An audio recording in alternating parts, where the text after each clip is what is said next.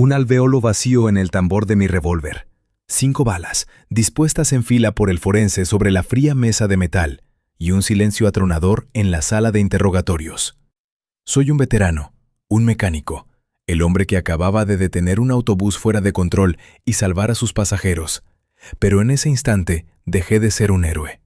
La voz del operador por la radio, anunciando que el arma encontrada en la zanja estaba registrada a mi nombre, fue solo el principio. El verdadero horror llegó cuando lo comprendí. Faltaba una bala. Y en los ojos del detective, yo ya era un asesino. Agosto en Arroyo Espinoso olía a asfalto caliente y a humedad estancada. Al atardecer, el calor no cedía, simplemente cambiaba de forma, volviéndose más pesado, pegándose a la piel. Daniel Herrera salió del taller mecánico a las 8:15. Cerró la puerta con llave y tiró de la manija 2 veces, por costumbre. Sus manos aún olían a aceite de motor, aunque se las había frotado con jabón durante 5 minutos.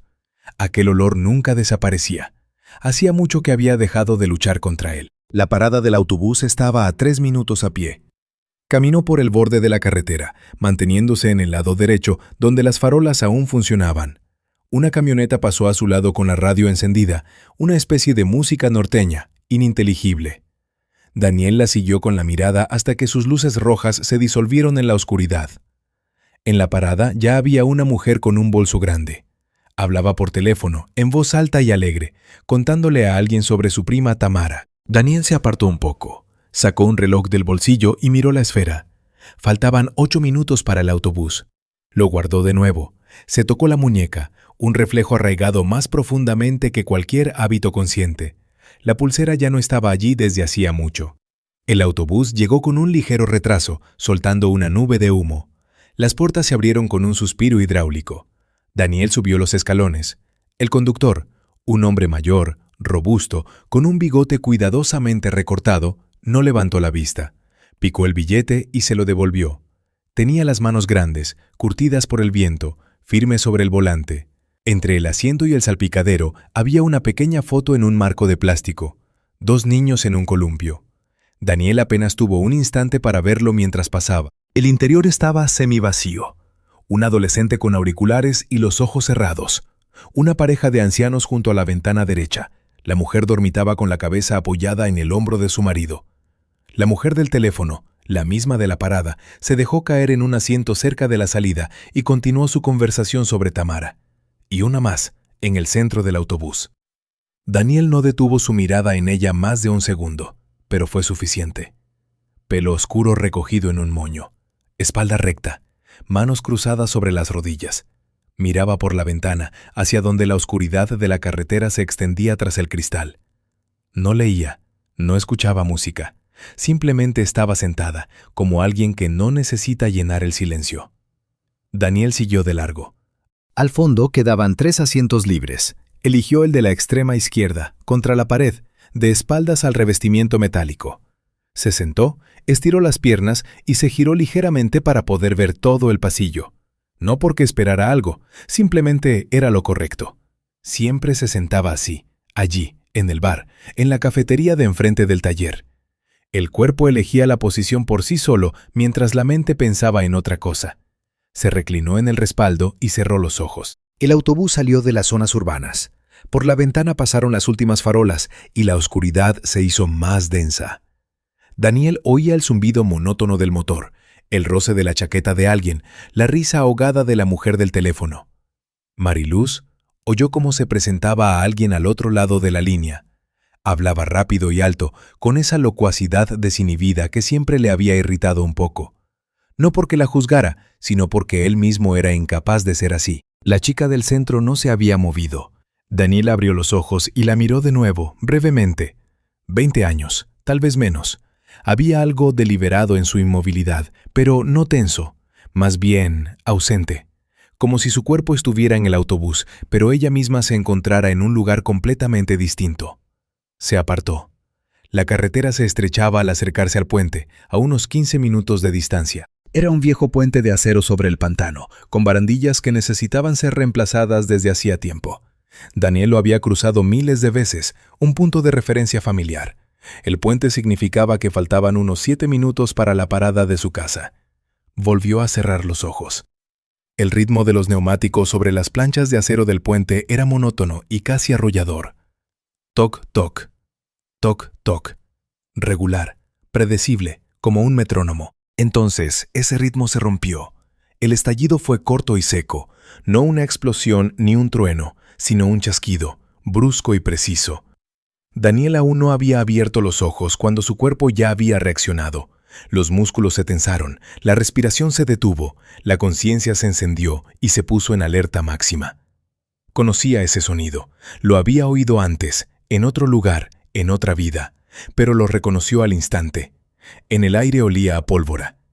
El autobús dio una sacudida hacia la izquierda, no como si esquivara un bache, sino de forma brusca, incontrolable, con esa inercia involuntaria que solo se produce cuando ya no hay una persona viva al volante. Mariluz gritó. El teléfono golpeó una barandilla metálica y rodó bajo los asientos. El anciano se aferró a su esposa. El adolescente se arrancó los auriculares y se agarró a la barra superior. La chica del centro no se inmutó, ni siquiera giró la cabeza. Daniel no tuvo tiempo para pensar en ello. Se levantó de un salto antes de ser consciente de ello. El autobús se inclinaba. El suelo se hundía bajo sus pies. Recuperó el equilibrio agarrándose al respaldo de un asiento y avanzó. No corriendo, porque no había a dónde correr, sino rápido y agachado, usando cada punto de apoyo. Asientos, pasamanos, postes metálicos. Sus manos los encontraban automáticamente mientras se abría paso por el pasillo. No pensaba en lo que hacía, no sopesaba opciones. Simplemente se movía hacia la cabina, porque allí estaba el problema y había que resolverlo. Mariluz se había acurrucado en su asiento, cubriéndose el rostro con las manos. Daniel la vio por el rabillo del ojo, pero no se detuvo. 2 pasos más, uno más, y ya estaba junto a la mampara que separaba el salón de pasajeros del puesto del conductor. La puerta estaba cerrada. Empujó, pero estaba atascada. Tiró de nuevo, con más fuerza. El autobús volvió a sacudirse y la rueda derecha rozó la barandilla con un chirrido de metal contra metal. No había tiempo. Daniel se giró de lado y golpeó con el puño la mampara de cristal. El vidrio se agrietó como una telaraña, pero resistió. Un segundo golpe, ya con toda la fuerza del hombro, y la mampara se hizo añicos. Una esquirla afilada le rasgó la palma en diagonal, desde la base del dedo índice hasta la muñeca. El dolor fue agudo e inmediato. La sangre brotó, caliente y rápida, salpicando el plástico del panel. No se detuvo. Se deslizó por la abertura y se aferró al volante con ambas manos. La derecha lo tiñó de rojo al instante. El conductor estaba desplomado sobre el volante, casi sin estorbar. Solo su pesado cuerpo presionaba las palancas. Daniel giró el volante hacia la derecha, enderezando el vehículo. El autobús obedeció, lenta y pesadamente, como un animal herido. Pero el lado izquierdo ya había rozado la barandilla metálica del puente, arrancando una sección. El pedal del freno.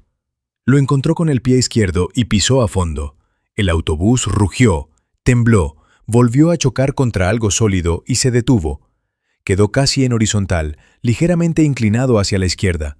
Las ruedas derechas estaban sobre el puente, las izquierdas en el aire sobre la zanja, pero el vehículo no caía. El motor aún funcionaba. Luego se ahogó y se apagó.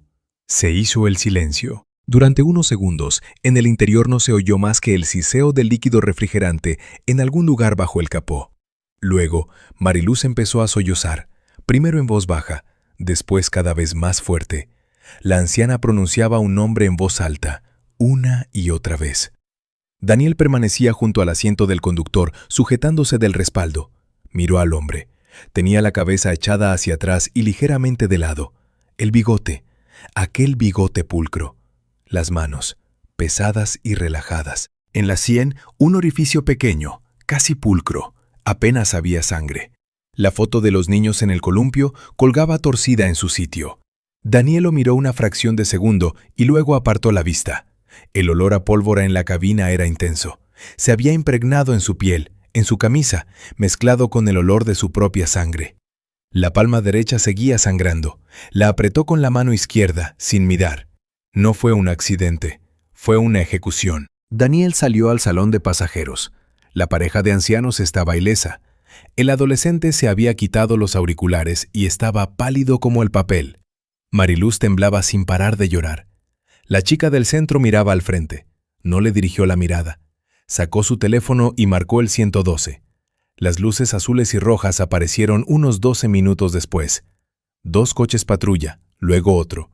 Venían de la ciudad, lo que significaba que alguien más ya había llamado. Daniel estaba de pie junto a las puertas abiertas del autobús. Tenía la mano derecha envuelta en un trozo de tela arrancado de la manga de su chaqueta.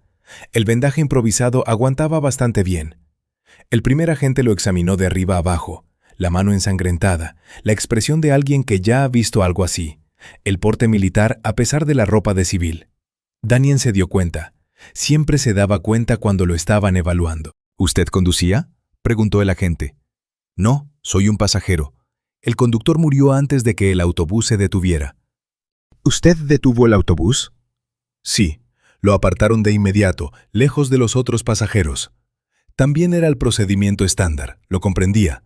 Aislar a los implicados, evitar que contrastaran sus versiones. Correcto. Pero cuando el segundo agente, joven, con una tableta, empezó a hacer preguntas, Daniel sintió que ya se dirigían en una dirección concreta. ¿Estaba sentado al fondo del salón? Sí. ¿Solo? Sí. ¿Se levantó de su asiento antes de que el autobús empezara a tambalearse? Mientras continuaba el interrogatorio, varios agentes con linternas peinaban el arcén y la zanja. Daniel los observaba por el rabillo del ojo. Los haces de luz se movían por la hierba alta que se inclinaba hacia el agua. ¡Lo encontré! El grito de un joven patrullero. Todos se giraron. En la zanja, a unos 5 metros del autobús, había una pistola. Pequeña, oscura, casi invisible entre la maleza.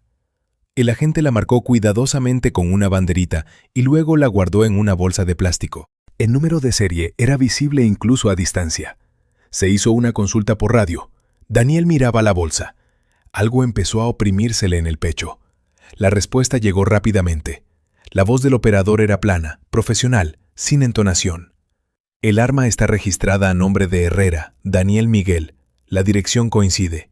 El detective, un hombre no muy joven con camisa clara, que hasta entonces había permanecido en silencio a un lado, escuchando, levantó la vista hacia Daniel.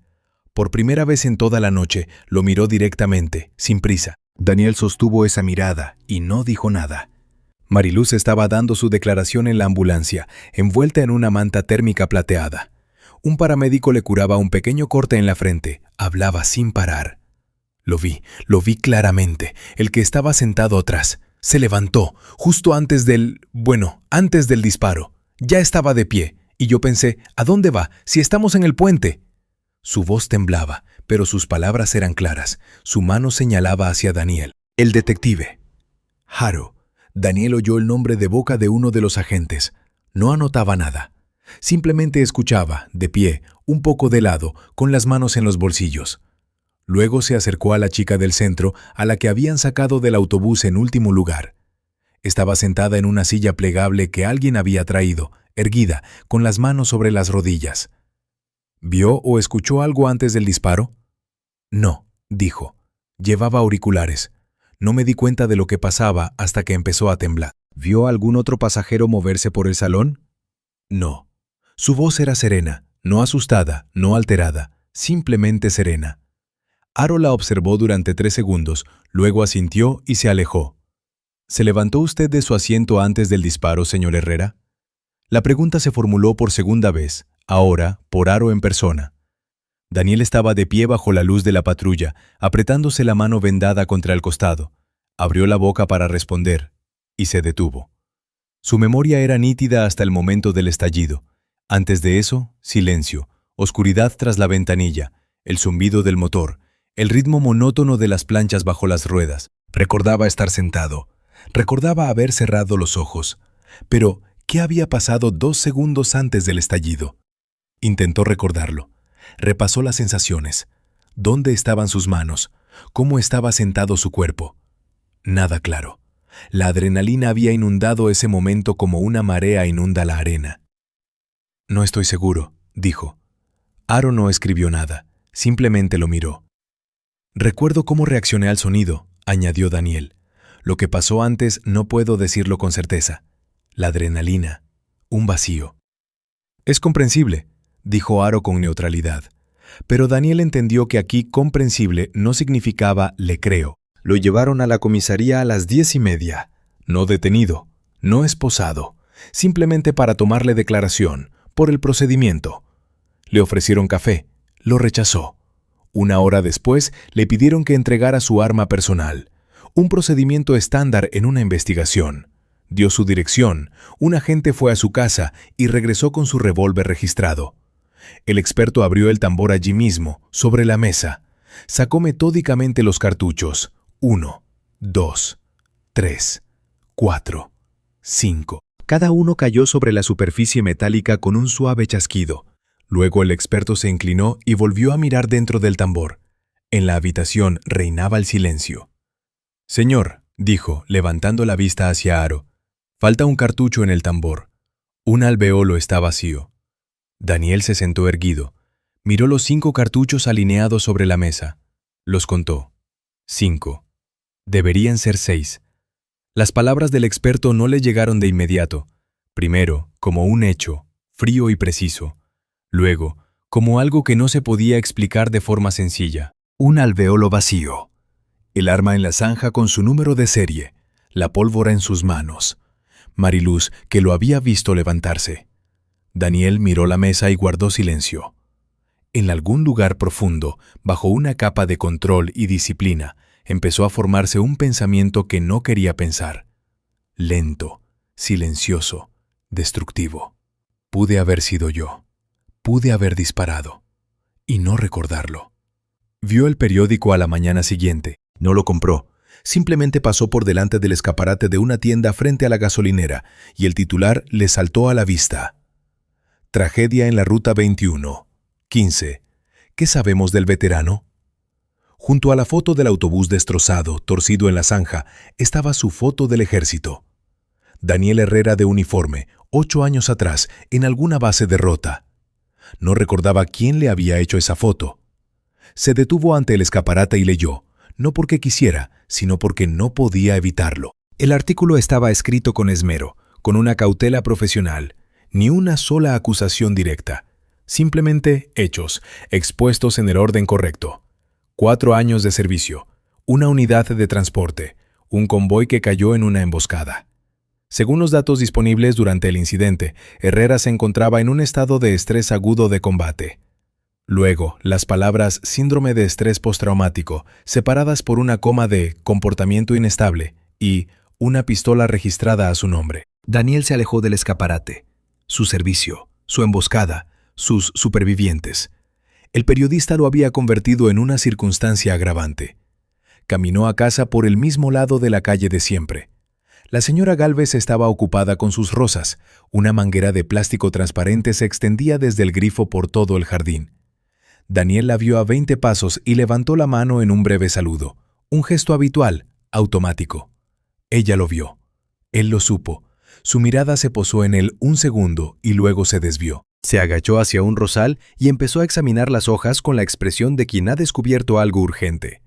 Daniel bajó la mano, pasó de largo sin cambiar el paso. No se desvió ni redujo la velocidad. Al pasar, oyó el siseo de la manguera. Ella había abierto el agua, dándole la espalda. En casa, se sentó a la mesa de la cocina y permaneció así unos 5 minutos, simplemente mirando la encimera. Luego se levantó, se sirvió agua del grifo y bebió. Los días siguientes iba a la tienda por el callejón trasero, no porque temiera las miradas, sino porque no le aportaba nada útil. Solo removían algo pesado en su pecho que no tenía nombre. Las conversaciones en la calle realmente se acallaban. El vecino de la derecha, que a veces saludaba con la cabeza por encima de la valla, ahora se metía en casa antes de que Daniel pudiera salir al porche. Las cortinas de enfrente se movían. Dejó de salir si no era necesario. La llamada de Ibáñez llegó el miércoles, sobre las 10 de la mañana. «Daniel», dijo Ibáñez, «me cuesta hablar de esto». Hablaba despacio, como alguien que ha memorizado un texto y teme equivocarse. Algo sobre una suspensión temporal, sobre aclarar las circunstancias, sobre el ambiente en el equipo. La palabra reputación sonó 2 veces, una referida al taller, la otra quedó en el aire sin objeto. «Entendido», dijo Daniel. «Es temporal, Daniel. En cuanto a la situación, entendido». Colgó y dejó el teléfono boca abajo sobre la mesa. El trabajo le daba una rutina. No dinero, aunque el dinero también era necesario, sino una estructura. 7 de la mañana, el taller, diésel, aceite, metal. Un motor que no arranca es un problema con solución, con pasos claros que van de la avería a la reparación. Todo lo demás podía ser complicado e incomprensible, pero un motor no mentía. O funcionaba o no. Ahora no tenía ni taller ni motores, solo una casa junto a la carretera donde por la noche se oía el paso de los camiones. El primer día sin trabajo ordenó las herramientas en el garaje. El segundo, encontró bajo el banco de trabajo un viejo carburador que llevaba tiempo queriendo limpiar y se puso a ello. Sus dedos se movían por las piezas familiares, desmontando, limpiando, montando. Se sintió un poco mejor, no mucho. Al tercer día, el silencio en la casa empezó a ser realmente agobiante. Fue al bar no porque quisiera beber, más bien porque las 4 paredes ya se le habían hecho demasiado familiares, y el bar de las afueras estaba lo suficientemente lejos del centro como para que no lo reconocieran. O eso se decía a sí mismo. Dentro olía a frito y a cerveza derramada. Viernes, sobre las 8 de la tarde, no había mucha gente. Daniel cogió una cerveza y se sentó junto a la pared del fondo, donde la luz era más tenue. Durante 20 minutos no lo molestaron. Luego, un hombre de unos 50 años, ancho, sin afeitar, con la cara roja y un vaso de whisky en la mano, se dejó caer pesadamente en la silla de al lado. «Vaya, vaya», dijo el hombre en voz alta, dirigiéndose más a la barra que a Daniel. «Nuestro héroe ha decidido relajarse». Varias cabezas se giraron. Daniel no respondió. Dio un sorbo a la botella. «Mi tío estuvo en la guerra», continuó el hombre, inclinándose un poco más. Volvió, no hablaba, bebía, no se metía con nadie. Vivía humildemente. Hizo una pausa. Solo que él no iba disparando a autobuses. Daniel dejó la botella sobre la mesa. «Yo no disparé a nadie», dijo con calma. «Sí, claro. El hombre, Pedro». Alguien en la barra lo llamó por su nombre. Sonrió con desdén y se inclinó tanto que Daniel pudo oler el whisky. «La gente como tú no debería estar entre personas. Tu sitio está en una jaula». El mundo se encogió en un instante. No gradualmente, de golpe. Como un objetivo que se enfoca bruscamente en un punto. La cara de Pedro. Las mejillas sin afeitar, las venas rojas en la nariz, los ojos borrachos en los que no había nada más que la aburrida agresividad de un hombre que busca desahogarse. Daniel sintió cómo se le tensaba el cuello, cómo el puño que descansaba sobre su rodilla se cerraba. Lentamente, sin su participación, simplemente los músculos hicieron aquello para lo que habían sido entrenados durante años. Vio el golpe antes de que ocurriera, el ángulo, la trayectoria, el punto de impacto, la mandíbula. Pedro caería hacia la izquierda, volcando la silla. Luego su mirada se desvió un poco, hacia el espejo detrás de la barra. Se vio a sí mismo. Ojos gris verdosos bajo cejas oscuras, un rostro anguloso, los labios apretados. Y en esos ojos una furia tan vacía y pura que se le cortó la respiración. Reconoció esa expresión. La había visto una vez antes, en Rota, después de unas maniobras, en la oscuridad del cuartel, cuando creía que nadie lo miraba. Entonces se asustó. Y ahora también. Abrió el puño. Lentamente, casi a la fuerza, dedo por dedo, sacó dinero del bolsillo y lo dejó sobre la mesa junto a la botella. Se levantó. Sin prisa, sin movimientos bruscos, porque un movimiento brusco ahora sería un error. Pedro le decía algo a su espalda, pero las palabras ya no le llegaban. La puerta del bar se cerró tras él con un sonido sordo. Afuera, caminó unos 30 metros, se detuvo junto a una farola y se quedó allí unos minutos, respirando. No se había descontrolado, ni una sola vez desde que había vuelto del servicio. Eso era algo de lo que se enorgullecía. En silencio, para sus adentros. Hoy había estado cerca. Encendió la radio a la mañana siguiente, más por costumbre que por ganas de oír algo. Una emisora local, el Boletín de Noticias de la Mañana. El locutor hablaba con calma y profesionalidad. El detective que llevaba el caso, de apellido Morales, Noaro, al que Daniel había visto en el puente, había dado una rueda de prensa el día anterior. No se había descontrolado, ni una sola vez desde que había vuelto del servicio. Eso era algo de lo que se enorgullecía. En silencio, para sus adentros. Hoy había estado cerca. Encendió la radio a la mañana siguiente, más por costumbre que por ganas de oír algo. Una emisora local, el Boletín de Noticias de la Mañana. El locutor hablaba con calma y profesionalidad. El detective que llevaba el caso, de apellido Morales, no Haro, al que Daniel había visto en el puente, había dado una rueda de prensa el día anterior. Salió al porche. Agosto amanecía tranquilo y temprano. Una niebla blanca se elevaba sobre los pantanos más allá de la carretera. Un pájaro cantaba en algún lugar entre los juncos. Daniel se quedó allí, respirando hondo y despacio, permitiendo que sus pulmones se llenaran correctamente. Libre. La palabra tenía un sabor extraño, demasiado grande, demasiado definitivo. Pero era real. El teléfono sonó esa misma noche, cuando ya se disponía a acostarse. Un número desconocido. Estuvo a punto de no contestar, pero algo le hizo pulsar el botón. ¿Herrera? La voz era grave, masculina. Soy Morales, el detective Morales. Llevo el caso de Correa. Sí. Una pausa. No fue larga, unos 3 segundos, pero suficiente para que Daniel sintiera que algo volvía a oprimírsele en el pecho. Quería advertirle, dijo Morales. Hoy los forenses han examinado el mecanismo más a fondo. No tiene rastros de corrosión. La grasa es reciente. Lo instalaron poco antes del viaje, quizá el mismo día, quizá unas horas antes. Daniel guardó silencio. Alguien montó una farsa, continuó Morales, y esa persona estaba en el autobús, o tuvo acceso a él antes de la salida. Reabro la investigación. Entendido, dijo Daniel. Eso no significa que vuelva a ser sospechoso, pero quería que lo supiera. Daniel colgó y se sentó en el borde de la cama. La sensación de libertad que había sentido durante todo el día se desvaneció, como la niebla sobre los pantanos al mediodía. Quedó lo que había debajo: el cansancio, la tensión en los hombros y una pregunta silenciosa y metódica que llevaba días intentando no hacerse en voz alta. El mecanismo, instalado de antemano, grasa reciente. Alguien había estado sentado en ese autobús, esperando. La semana siguiente volvió a oír el apellido de Morales, esta vez de boca de Tomás, que lo llamó por iniciativa propia. Tomás hablaba rápido, como de costumbre, pero en su voz había algo que Daniel no había oído antes. Una tensión que Tomás, al parecer, confundía con neutralidad.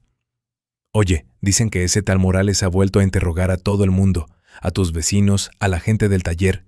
Hizo una pausa. ¿Cómo lo llevas? Todo bien. He oído que el arma registrada a tu nombre de todas formas no coincide con la bala, o eso dicen. Otra pausa. Por cierto, Ibáñez preguntó por ti. Quería saber cómo estabas.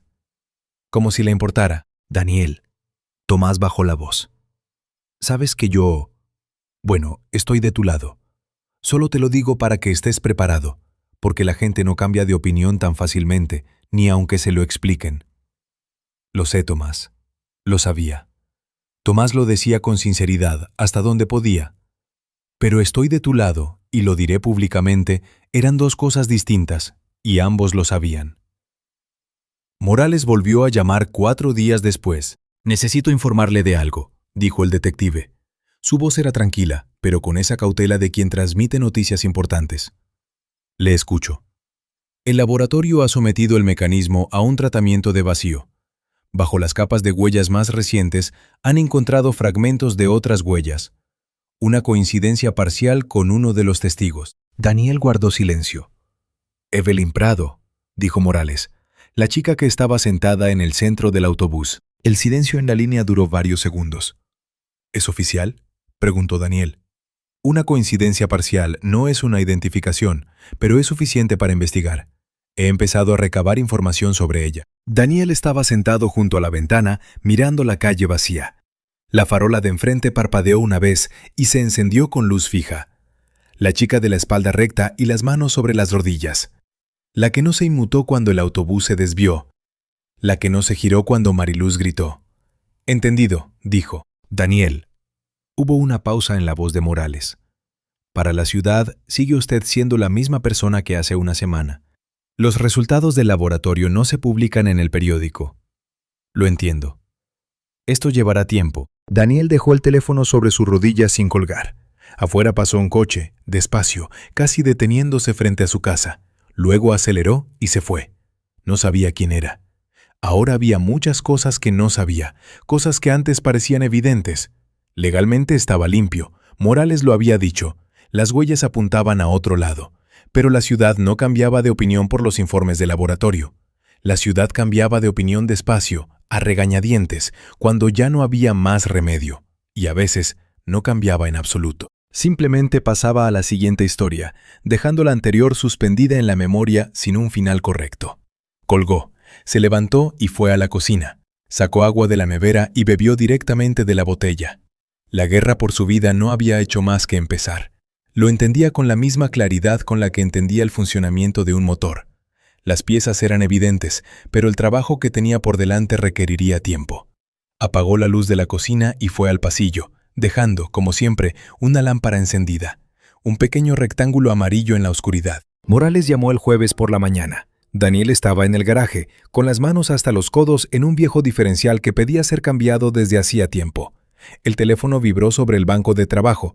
Se limpió las manos con un trapo y contestó. «Herrera, tenemos algo sobre el caso Correa». La voz del detective era serena, profesional, pero tras ese tono se sentía esa densidad especial de quien trae información importante. «Mis hombres han rebuscado en los archivos. Han encontrado una nota en un periódico de hace 20 años. Un accidente. Carretera de noche, carril contrario. Un conductor llamado Guillermo Correa sobrevivió. El otro conductor, no». «Entendido», dijo Daniel. El fallecido se llamaba Arturo Valdés. Una pausa. Daniel no respondió. No sabía qué se suponía que significaba eso. «He comprobado el certificado de nacimiento de Evelyn Prado», continuó Morales. «En la casilla Padre figura Arturo Valdés». Daniel se apoyó en la pared del garaje. Afuera zumbaba la carretera. Por la puerta abierta entraba una corriente de aire caliente. «Es su hija», dijo. Tenía aproximadamente 1 año cuando ocurrió. Daniel guardó silencio unos segundos, ordenando las piezas. La chica de la espalda recta, las manos sobre las rodillas, la mirada perdida en la ventana oscura hacia el puente donde, 20 años atrás, su padre no había llegado a casa. «El conductor», dijo. «La misma ruta. La misma curva junto al puente». Morales hizo una pausa. «Es su móvil». Daniel bajó el teléfono y se quedó un rato mirando el diferencial sobre el banco de trabajo. Metal, grasa, dientes de engranaje desgastados. Todo claro, todo explicable. No tuvo que buscar las palabras para describirlo. El alivio fue físico, corporal, como cuando contienes la respiración durante mucho tiempo y finalmente la sueltas. El detective volvió a llamar 2 días después. Breve, al grano. Habían localizado a Evelyn. La estaban vigilando y probablemente ella lo sabía. Morales le pidió a Daniel que no saliera de la ciudad durante la próxima semana. Daniel aceptó. No pensaba ir a ninguna parte. Tomás le envió un mensaje esa misma noche. «He oído que el caso avanza. ¿Buenas noticias?» Daniel escribió. «Ya veremos». Tomás respondió con un emoticono del pulgar hacia arriba. Daniel guardó el teléfono. El viernes por la mañana fue al depósito de la policía. Ya la semana pasada le habían informado de que podía recoger los objetos personales que había dejado en el autobús aquella noche. Lo había ido posponiendo, no por pereza, sino porque no le apetecía ir a un lugar donde se guardaba un autobús desmantelado con sangre en el plástico de la cabina. Pero seguir aplazándolo ya era extraño. El depósito estaba en las afueras industriales, a una manzana de la estación de autobuses. Daniel aparcó junto a la puerta y presentó los papeles del detective en la entrada. Un joven agente comprobó una lista y le trajo una bolsa transparente con una etiqueta. Se despidió, cogió la bolsa y salió. Para llegar al coche tenía que pasar por delante del edificio principal de la estación, ya fuera rodeando, lo que añadía unos 7 minutos, o cruzando directamente por la sala de espera. Eligió ir directamente. En la sala había mucho ruido. Daniel cruzó la sala, con la bolsa bajo el brazo, mirando el letrero de salida. La vio junto a la taquilla. Primero, una silueta. Delgada, erguida, con una chaqueta de punto azul oscuro. El pelo oscuro recogido en un moño.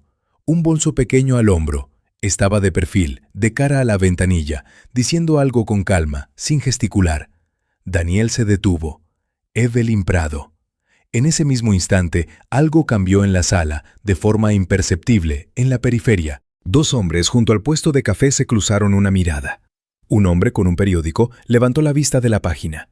Otro, que estaba junto a una máquina expendedora, se movió ligeramente hacia un lado. Daniel no se movió. Evelyn, como si sintiera la mirada, giró la cabeza. Sus ojos se encontraron. A través del bullicio de la sala, a través de 20 metros de multitud, se miraron. Daniel esperaba ver miedo, desconcierto, cualquier cosa viva. No vio nada de eso. Su mirada era serena, casi tranquila, como aquella vez en el autobús cuando Mariluz gritaba y el vehículo se inclinaba. La misma inmovilidad, el mismo distanciamiento de quien observa los acontecimientos desde lejos. En sus ojos había reconocimiento, no cálido ni hostil, sino simple. Lo había visto, lo había registrado, lo había clasificado. Y en esa mirada había algo más.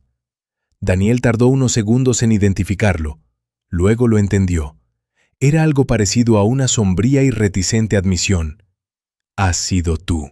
Los agentes aparecieron simultáneamente por ambos lados, con suavidad, sin prisa, como si estuvieran allí por casualidad. Uno desde el kiosco de café, el otro desde el mostrador de información. ¿Evelyn Valdés? No se sobresaltó. Dejó el bolso en el suelo, con cuidado, sin tirarlo, y se enderezó. Queda detenida. Las esposas chasquearon. Daniel lo vio a 20 metros de distancia, de pie en medio de la sala con la bolsa bajo el brazo. La gente a su alrededor se detuvo. La voz del altavoz anunció el embarque por la puerta 3. Evelyn no se resistió, no habló. Dejó que el agente la tomara del codo y la condujera hacia la salida. La espalda recta, pasos pequeños. Al pasar junto a Daniel, no muy cerca, a unos 3 metros, volvió a mirarlo. Y sonrió, apenas perceptiblemente, con una comisura de los labios, no con malicia ni alegría, más bien como sonríe un jugador que reconoce que la partida no ha salido como esperaba, pero que ha jugado bien. Daniel no apartó la vista. Los agentes la sacaron por una puerta lateral. La sala exhaló un suspiro colectivo y volvió a su bullicio habitual. Daniel se quedó de pie unos segundos más. Luego salió por la entrada principal hacia el aparcamiento, se subió al coche y mantuvo las manos en el volante un rato, sin arrancar el motor. Los días siguientes fueron casi silenciosos. Morales llamó 2 veces, brevemente. El caso ha sido remitido a la fiscalía. La fecha de la audiencia preliminar es el próximo viernes. Daniel respondía con monosílabos y volvía al garaje. Finalmente arregló el diferencial. Se puso con los discos de freno de un coche viejo que había abandonado en primavera. El trabajo avanzaba más lento de lo habitual. Sus manos estaban ocupadas, pero su mente no. Tomás llamó el martes. He oído que han detenido a la chica. En su voz había vuelto la antigua vitalidad, casi un alivio. Vaya giro han dado las cosas. Hizo una pausa. Oye, Ibáñez preguntó por ti. Quería saber cuándo volvías. Pronto, dijo Daniel. Bien. Tomás quiso añadir algo más, pero se calló. Daniel colgó. El miércoles por la noche fue en coche hasta el puente.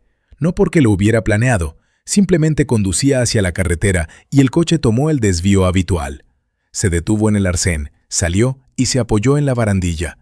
Los pantanos se extendían abajo, silenciosos y de un verde grisáceo a la luz del atardecer. Los juncos no se movían. A lo lejos cantaba un pájaro. Era su lugar. Venía aquí desde hacía mucho, incluso antes del ejército, solo para mirar el agua. Luego dejó de hacerlo y volvió a empezar después de lo de su padre. El puente ahora significaría otra cosa, pero ya significaba cosas distintas para gente distinta, y no se podía hacer nada al respecto. Se quedó allí unos 10 minutos y luego se fue a casa. El viernes por la mañana, Morales volvió a llamar. Su voz era diferente, no alarmada, pero con esa cautela que Daniel ya había aprendido a reconocer. Herrera, el abogado de Evelyn ha solicitado un peritaje independiente del soporte. Entendido. El tribunal lo ha concedido. Nuevo equipo, nuevo material. Escaneo 3 de las huellas. Daniel estaba sentado a la mesa de la cocina. La mañana era gris y fuera lloviznaba. ¿Y qué ha revelado el escaneo?, preguntó. Morales guardó silencio un segundo. Las huellas de Evelyn están en la capa inferior. Las tuyas encima, superpuestas parcialmente a las suyas. Me agarré al volante, al salpicadero, a las palancas. Toqué todo lo que había allí. Lo sé. La voz de Morales era serena. Pero el abogado está construyendo la versión de que encontraste el mecanismo ya instalado. Y lo usaste. Fingiste un suicidio. El silencio en la línea fue largo. Sus huellas están encima, dijo Daniel lentamente, no preguntando, sino pensando en voz alta. Torres, así se llama el abogado, ya ha hablado con los periodistas. La versión es simple. Un veterano con TEPT y lagunas de memoria. Un asesinato en un arrebato. Una puesta en escena para salir impune. El heroísmo era parte del plan. Daniel apoyó los codos en la mesa y bajó la cabeza. «Daniel», dijo Morales, «quiero que entiendas que esta es la versión de la defensa, no de la acusación. Tenemos sus huellas debajo de las tuyas. Tenemos su bolsa de herramientas. Tenemos un móvil que tú no tienes. Pero es más complicado que un veterano con un arma». Sí, hizo una pausa. La ciudad no lee los informes periciales. La ciudad lee lo que Torres dice a los periodistas. Daniel apartó el teléfono de su oreja y se quedó unos segundos mirando por la ventana el jardín mojado. No se había descontrolado en el bar. No había golpeado a Pedro. No le había dicho a Morales nada superfluo en todas estas semanas. Se había mantenido a raya cada día, no por miedo, sino porque era lo correcto, lo que sabía hacer y de lo que se enorgullecía. Y aún así, todo eso podía no valer nada, porque Torres no trabajaba con hechos. Torres trabajaba con una imagen. Y la imagen de Daniel estaba ya hecha y era conveniente. No la había inventado Torres, la había inventado la ciudad mucho antes de todo esto. Volvió a llevarse el teléfono a la oreja. «¿Qué hago?», preguntó. «Nada», dijo Morales. «Por ahora, nada. El caso lo lleva la fiscalía, no tú. No des entrevistas, no contestes a números desconocidos y no te acerques al juzgado sin que te avisen». «Entendido». «Herrera». Morales volvió a hacer una pausa, de esas que significaban: «Te estoy diciendo algo importante, no interrumpas».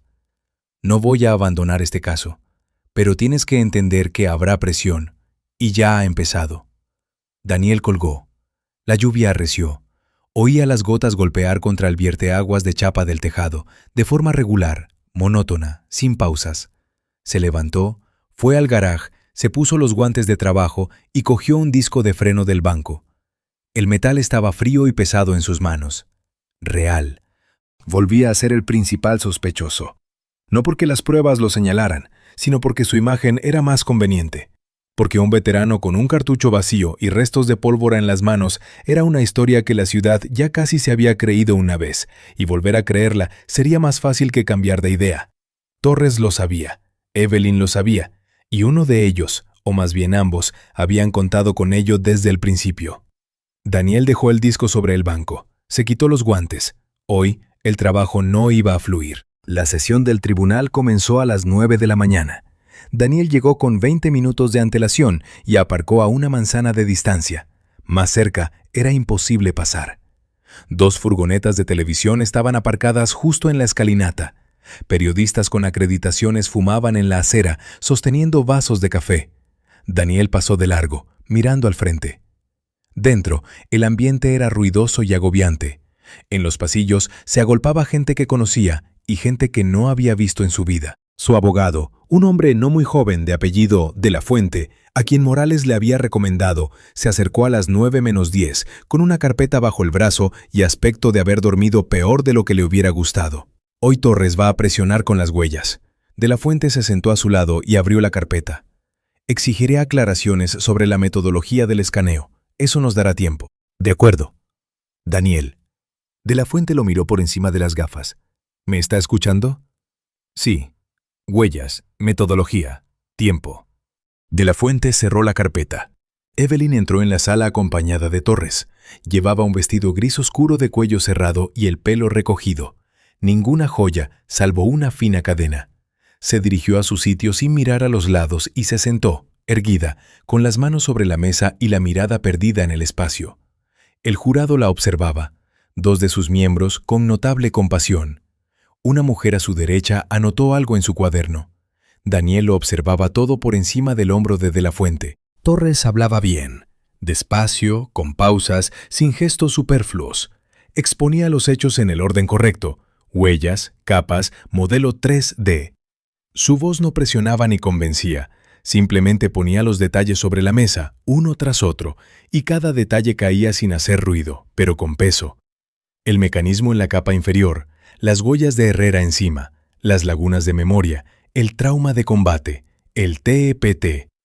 La palabra TEPT, Torres no la pronunció como un diagnóstico, sino como una explicación, casi como una disculpa para otra persona. No llamó a Daniel monstruo, lo llamó un hombre que había tenido mala suerte y que por eso era peligroso. Daniel escuchaba.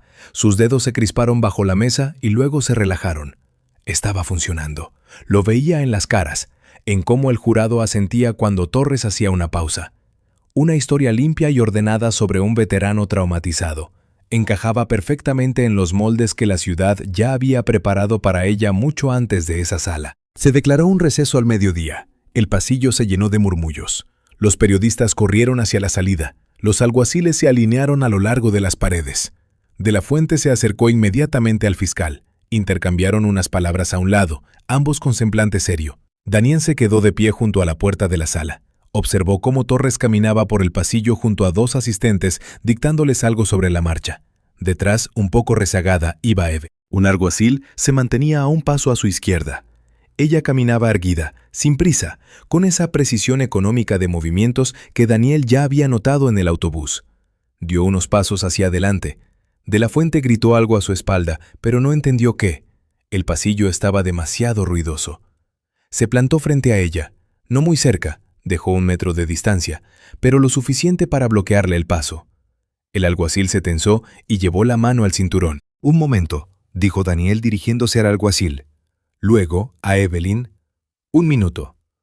Torres se giró. Su rostro permaneció tranquilo, pero en sus ojos brilló algo agudo. Evelyn se detuvo. Daniel la miró. El pasillo seguía ruidoso, pero alrededor de ellos tres, él, ella y el alguacil, se había creado ese extraño espacio denso que se forma justo antes de que algo importante vaya a suceder. «En ese autobús había más gente», dijo Daniel. En voz baja, sin presionar. «No solo yo, pero me elegiste a mí». Una pausa. Su mirada no cambió.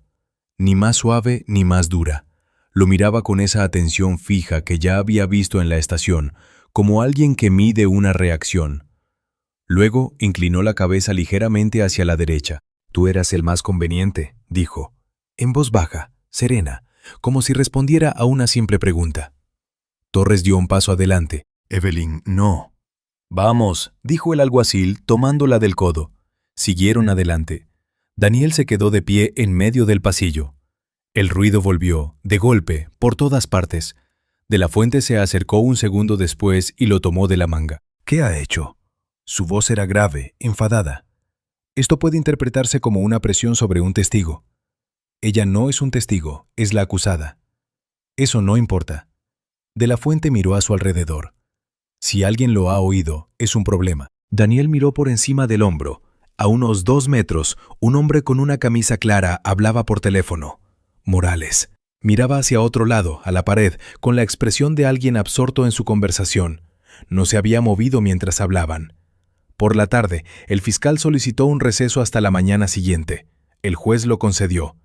Daniel salió del juzgado a las 4. Las furgonetas de televisión seguían en la escalinata. Uno de los periodistas lo llamó por su nombre. No se giró. Condujo hasta casa, aparcó el coche junto a la carretera y se sentó en el porche. El paso de los camiones hacía temblar el aire cada pocos minutos. El sol se ponía tras los pantanos y largas sombras se extendían desde los juncos sobre el agua. De la Fuente llamó a las 6. Su voz era diferente, ya sin enfado, pero aún tensa. «Morales se ha puesto en contacto conmigo. Dice que oyó su conversación con Valdés». Lo imaginaba. Dice que la frase de ella no califica legalmente como una confesión, pero ahora tiene base para solicitar un interrogatorio bajo juramento sobre la elección de la víctima. Daniel guardó silencio. «Daniel». De la Fuente hizo una pausa. «Morales cree que tiene una nueva prueba.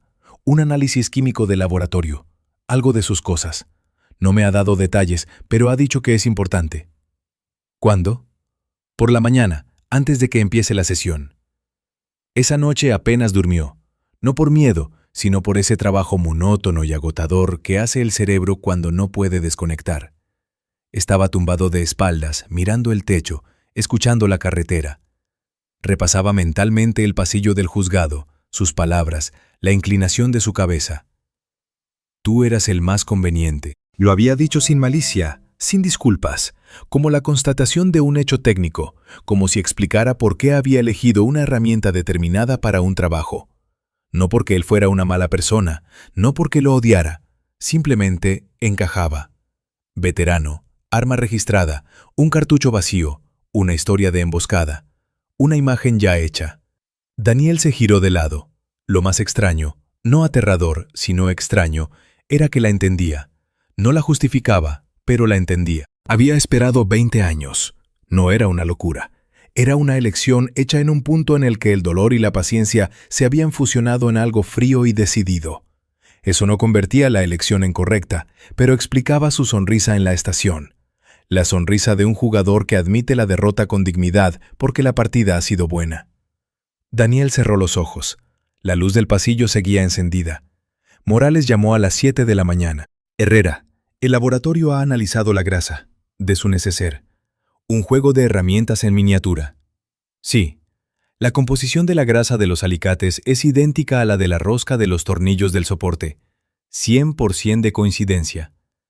El silencio en la línea fue breve. Esto es una conexión directa con la instalación del mecanismo, dijo Morales. No con la posesión del soporte, sino con el hecho de que fue ella quien lo montó. Torres no podrá explicar eso. No, no podrá. Hizo una pausa. He informado al fiscal hace una hora. Hoy se admitirá oficialmente la prueba. Daniel estaba sentado junto a la ventana de la cocina. El cielo matutino sobre la carretera era pálido, casi blanco. Entendido, dijo. En la sala, Torres se enteró de la prueba antes del inicio de la sesión. Se notó en cómo se inclinó varias veces hacia Evelyn, hablándole en voz baja y rápida. Ella escuchaba sin cambiar de postura. Cuando él terminó, ella se quedó mirando al frente unos segundos más. Luego, lentamente, giró la cabeza y le dijo una sola palabra, que Daniel no pudo oír. Torres se enderezó. Su rostro era impasible, pero en el movimiento con el que cogió el bolígrafo había esa precisión mecánica de quien se recompone. Cuando el juez anunció la admisión de la nueva prueba, un murmullo recorrió la sala. Alguien a espaldas de Daniel dijo algo en voz baja.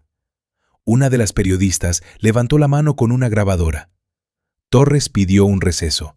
El juez se lo denegó. Después del mediodía, Evelyn pidió la palabra. Torres le puso una mano en el antebrazo y le dijo algo. Ella le apartó la mano, no bruscamente, solo la apartó, y se levantó. En la sala se hizo el silencio. Habló con voz serena, sin alzarla, sin pausas para crear efecto. Sí, ella había instalado el mecanismo. Sí, ella había matado a Guillermo Correa. ¿El motivo? Su nombre en un expediente de hacía 20 años. Su padre. Aquella curva junto al puente. Luego se volvió hacia el jurado. Contaba con que la sospecha recayera sobre él, dijo, y en él hubo una pausa suficiente para que todos entendieran que se refería a Daniel. Porque ustedes ya estaban dispuestos a creerlo. Utilicé lo que ustedes mismos trajeron a esta sala. Torres se cubrió la cara con la mano. Se levantó un gran revuelo en la sala. El juez dio un golpe con el mazo. Daniel se quedó sentado, mirándola. Ella no lo miraba a él. Hablaba a la sala, al espacio entre los bancos del jurado. La espalda recta, las manos cruzadas. Incluso ahora, ninguna histeria, ninguna flaqueza. Era su última arma y la había usado. La sentencia se leyó al cuarto día. Daniel salió del juzgado a las 2:30. Las furgonetas de televisión seguían allí. Varios periodistas lo llamaron por su nombre. Pasó de largo. De la Fuente dijo algo sobre apelaciones, sobre procedimientos futuros. Daniel asintió, le estrechó la mano y se subió al coche. No fue a casa. La cafetería de la calle principal estaba casi vacía en un día laborable. Daniel se sentó junto a la ventana y pidió un café. En la mesa de al lado, 2 hombres con chaquetas de trabajo hablaban en voz baja. Las palabras llegaban en fragmentos. Lo mató, claro, pero se entiende, ¿no? Su padre murió por su culpa. Y ese veterano, he oído que ya tenía problemas de antes. Daniel sostenía la taza con ambas manos. Escuchaba. Ahí estaba. Ella había perdido en el juicio. Pero aquello no terminaba ahí. Aquellos 2 de la mesa de al lado no leían informes de laboratorio. Habían oído la versión del veterano traumatizado, luego la de la niña que perdió a su padre, y ambas versiones se habían asentado en su interior, se habían mezclado, y ahora el resultado era una historia en la que Daniel no era culpable, pero tampoco del todo inocente. Un sistema de expectativas. Evelyn lo había descrito con precisión. Daniel se terminó el café, dejó el dinero sobre la mesa y salió. A la mañana siguiente fue a la cochera de autobuses. El encargado, un hombre mayor con un bigote parecido al que recordaba de Correa, le saludó con la cabeza sin más palabras y lo acompañó a través de la verja. Daniel encontró su taquilla al fondo. La cerradura estaba en la misma posición en que la había dejado hacía semanas. Abrió la puerta. La pistolera estaba en el estante superior, cuidadosamente doblada. Debajo, un cargador de repuesto en una bolsa de plástico. Todo en su sitio, como siempre. Daniel cogió la pistolera. La sostuvo. La había llevado tantos años que su mano recordaba el peso automáticamente. La costumbre de estar preparado. La costumbre de vivir a la defensiva, no porque hubiera una amenaza, sino porque la amenaza era posible. Una emboscada en la carretera había ocurrido una vez, así que podía volver a ocurrir. Una lógica que se había grabado más allá de la piel. Volvió a colocar la pistolera en el estante. Cerró la puerta, metió la llave en la cerradura, la giró y la dejó puesta por fuera. No porque hubiera dejado de ser precavido, sino porque la defensa no era una pistolera. La defensa era otra cosa, y aún no había descubierto qué era. Pero lo haría. Por la noche, volvió a subir el autobús de las 21:15. Las puertas se abrieron con el mismo suspiro hidráulico. El nuevo conductor, joven, con auriculares al cuello, le devolvió el billete picado. Daniel subió los escalones. El interior estaba semivacío. Un adolescente con su teléfono. Un anciano junto a la ventana. Una mujer con bolsas de la compra. Daniel se dirigió al centro del autobús y se sentó junto a la ventana. No al fondo, no de espaldas a la pared, simplemente junto a la ventana, desde donde se veían pasar las farolas, luego la oscuridad de la carretera, luego los pantanos a ambos lados, silenciosos, de un verde grisáceo, indiferentes a lo que ocurría en sus orillas. El autobús se puso en marcha.